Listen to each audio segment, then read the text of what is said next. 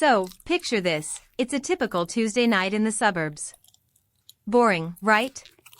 My buddies and I were having a low-key bonfire in the backyard, just crushing some seltzers and arguing over who has the best burger in town. Suddenly, my buddy Kyle, who's basically a human golden retriever, freezes. He points at the neighbor's garage and whispers, "Guys, is that dude supposed to be crawling through the cat door?"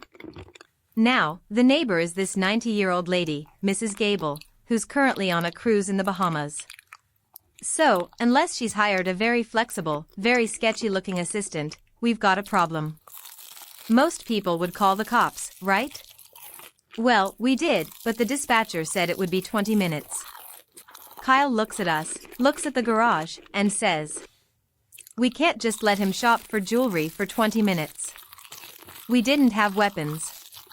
We had backyard stuff. By the time this guy tried to wiggle back out of the cat door with a sack of silver, he didn't find the police. He found 4 dudes in hoodies holding marshmallow roasting sticks and a giant heavy-duty tarp. The guy panicked, tripped over a lawn gnome, and before he could even scream, we pulled the burrito maneuver. We literally rolled him up in the tarp like a giant, angry Chipotle order. But here's the kicker, we didn't have rope. All we had was a massive crate of holiday lights from the garage. When the cops finally rolled up, they didn't find a crime scene. They found us sitting around the fire, roasting s'mores, and a professional burglar, wrapped in a blue tarp, tied to a basketball hoop with 300 twinkling, multicolored LED Christmas lights.